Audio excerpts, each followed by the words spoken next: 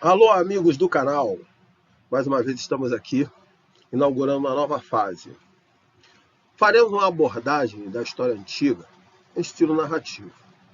Vamos tratar de vários assuntos que têm imensa relevância, não só na antiguidade, mas também impactam as nossas vidas nos dias de hoje.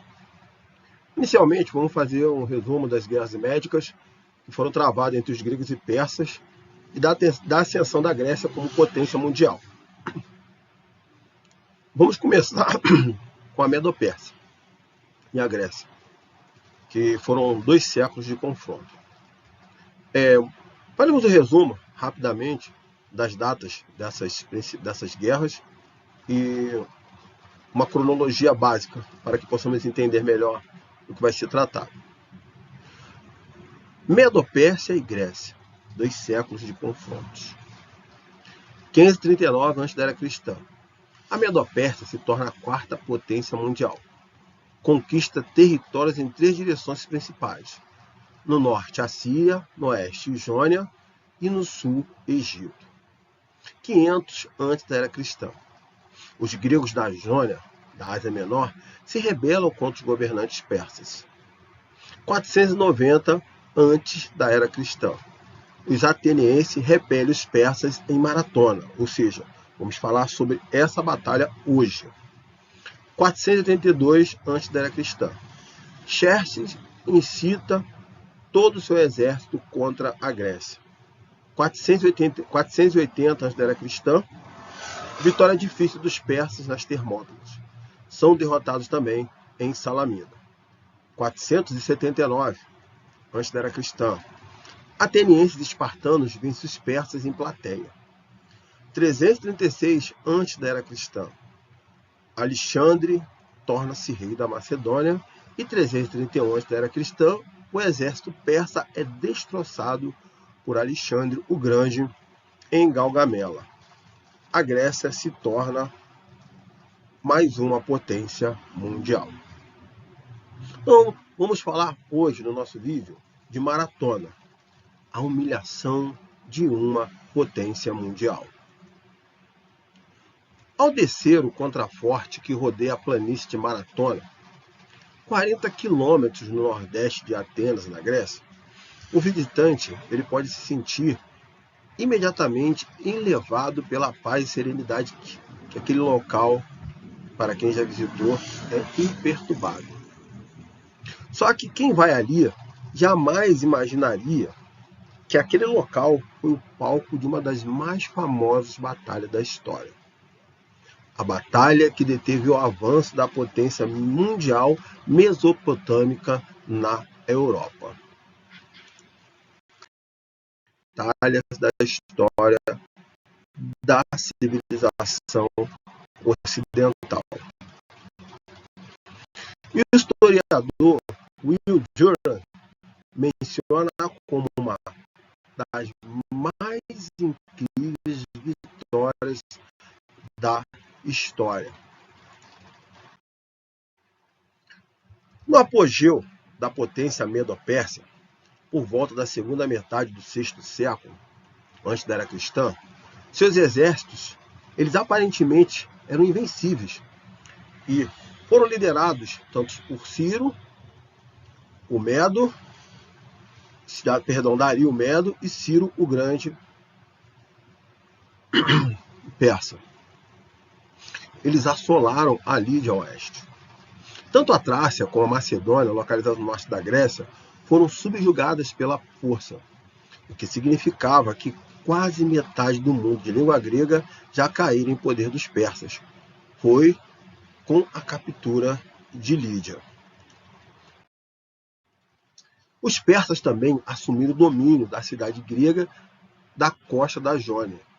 Essas cidades gregas, que estavam dentro da esfera da influência da Lídia e foram também capturadas.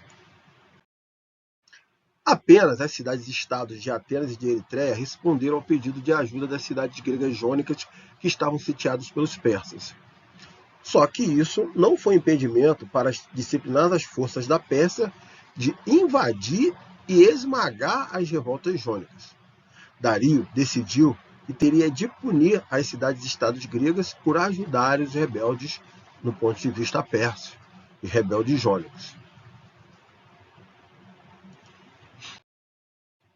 Quando Atenas, Esparta e Eritreia desdenhosamente se recusaram a atender às exigências da Pérsia, uma poderosa força de cavalaria e de infantaria persa embarcou para a Grécia no início do verão de 490 antes da era cristã.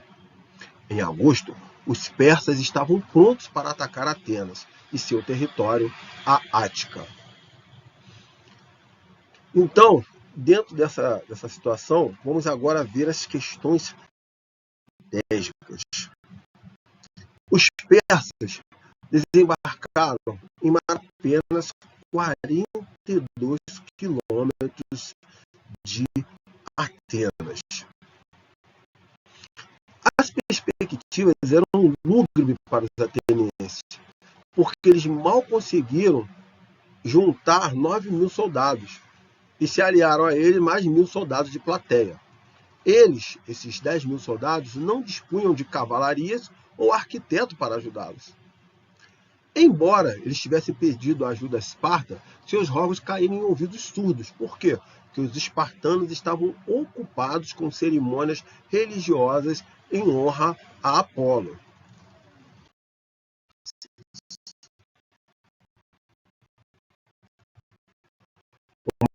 Comissão de 10 generais determinava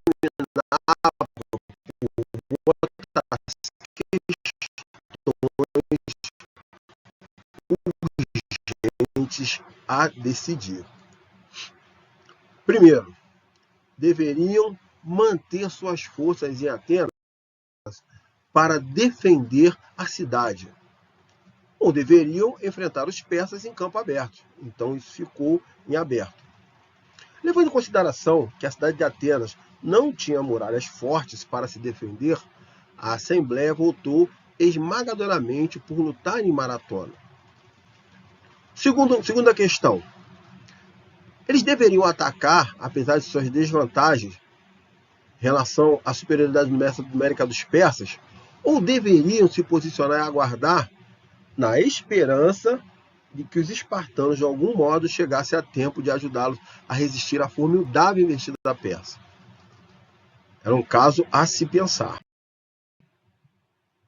Aí entra quem na história? O general Milcíades. Por quê? Porque esse general era um exímio estrategista. Qual era o papel dele? O papel dele era de líder. E como líder do exército, ele era experiente, inovador e também era um veterano que lutou ao lado do exército persa em campanhas anteriores no norte. Portanto, Milcíades conhecia bem o inimigo de forma pessoal. Ele não só conhecia bem a composição do exército do inimigo persa, mas também ele conhecia as armas do exército e também a estratégia de combate do exército persa. Durante os dias que precederam a batalha, ele estudou de forma minuciosa as cercanias do campo de batalha. Milcíades também estava ciente da necessidade de uma reação rápida, visto que na recém-estabelecida democracia ateniense havia facções a favor dos persas que acolheriam bem a derrota de Atenas. Na noite, a batalha, um desertor persa entrou furtivo no campo grego, trazendo notícias de que a cavalaria persa havia se retirado temporariamente. Diz uma certa teoria que a cavalaria persa havia embarcado para um possível ataque a Atenas a partir da costa leste da Ática, para que pudesse capturar a cidade imediatamente após a vitória que os persas consideravam quase certa em Maratona. Independente da razão, isso acabou eliminando o perigo para os soldados atenienses.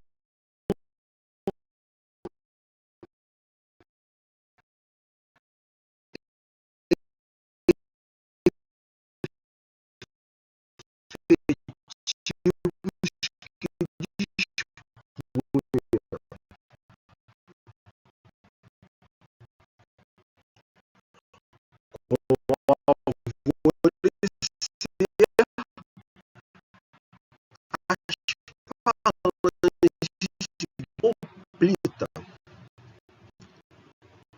comentado pelo livro Soaring Spirit. Os hoplitas, como diz o livro, eram chamados os homens da infantaria grega.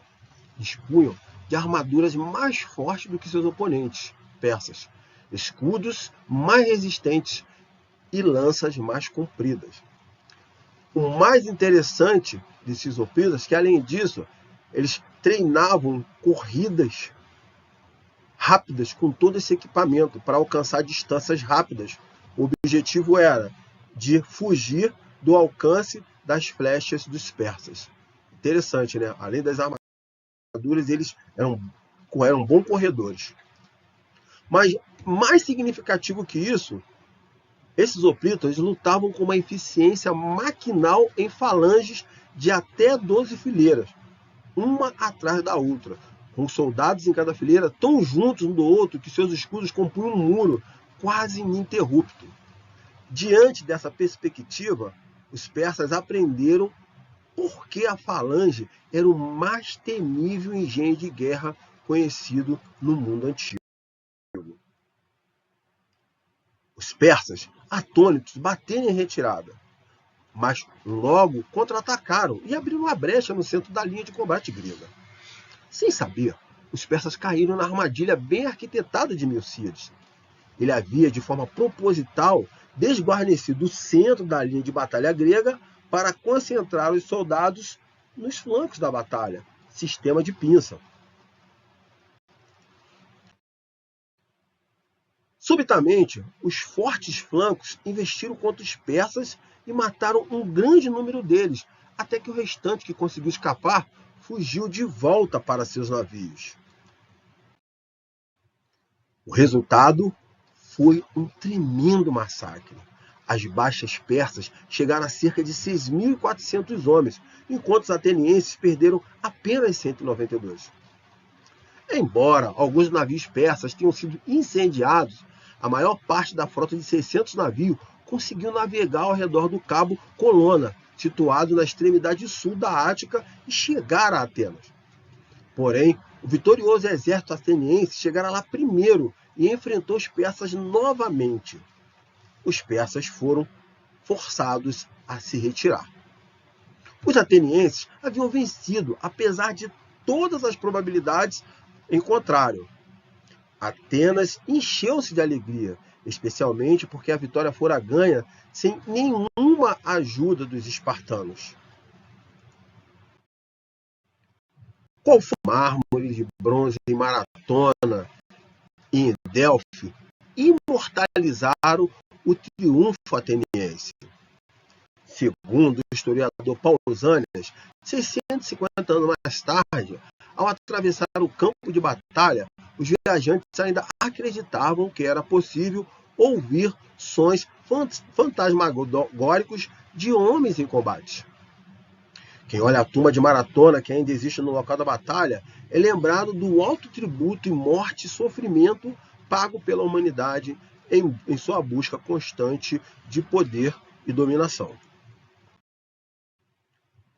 As páginas manchadas de sangue da história e campos de batalhas silenciosas e as tumbas solitárias estão repletas de grandes homens, heróis e perdedores, todos vítimas da politicagem mundial e da luta pelo poder. No próximo vídeo, daremos continuidade à guerra entre os espartanos e os persas. Caso você queira fazer uma associação ou entender essas guerras do ponto de vista para aqueles que gostam de fazer uma pesquisa da Bíblia, acessem o site jw.org, que está disponibilizado no canal. Muito obrigado pela atenção. Curtam o canal, compartilhem, se inscrevam. Momento História. Grande abraço.